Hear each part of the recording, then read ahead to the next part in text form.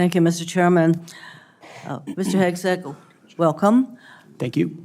I am focused on your fitness to serve, including your character and temperament and your overall qualifications to do the job. And I do appreciate the comments of Ranking Member Reed with his concerns regarding your nomination, because I share those concerns. As part of my responsibility as a member of this committee to ensure the fitness of all nominees to come before any of the committees on which I sit, I ask the following two initial questions. First, since you became a legal adult, have you ever made unwanted requests for sexual favors or committed any verbal or physical harassment or assault of a sexual nature? No, Senator. Have you ever faced discipline or entered into a settlement relating to this kind of conduct?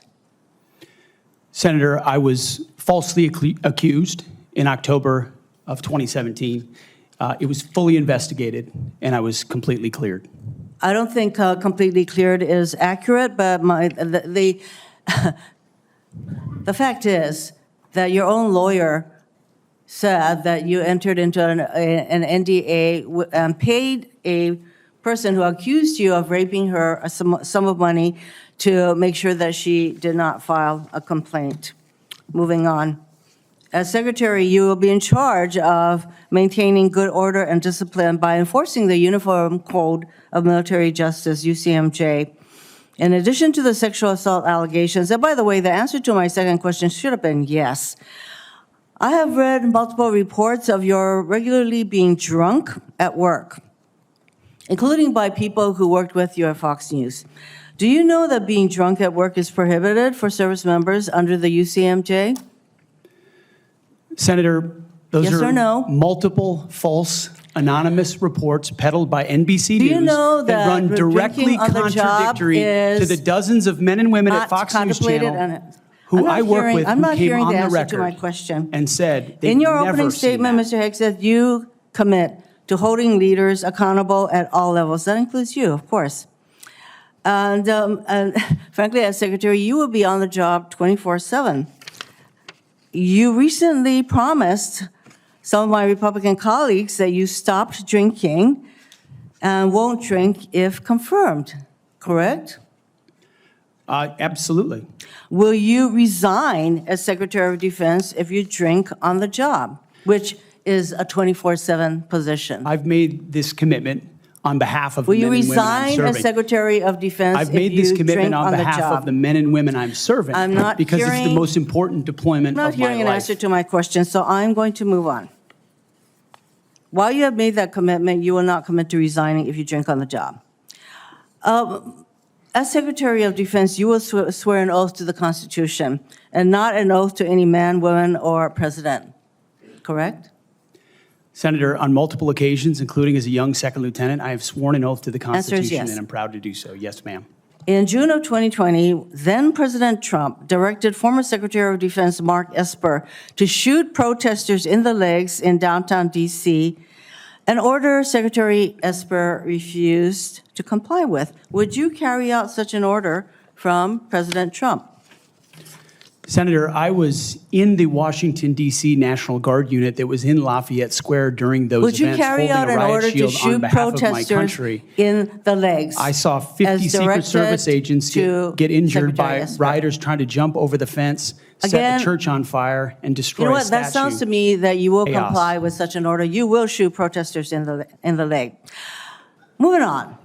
President-elect has attacked our allies in recent weeks, refusing to rule out using military force to take over Greenland and the Panama Canal, and threatening to make Canada the 51st state. Would you carry out an order from President Trump to seize Greenland, a territory of our NATO ally Denmark, by force, or would you comply with an order to take over the Panama Canal?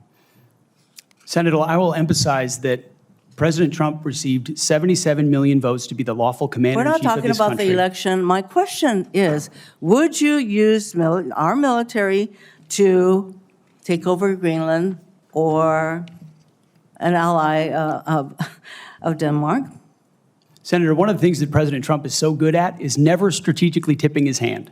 And so I would never in this public forum give one way or another direct what orders the president would give me in any context. That sounds to me that you would contemplate carrying out such an order to basically invade Greenland and take over the Panama Canal. Current DOD policy allows service members and eligible dependents to be reimbursed for travel associated with non-covered reproductive health care, including abortions.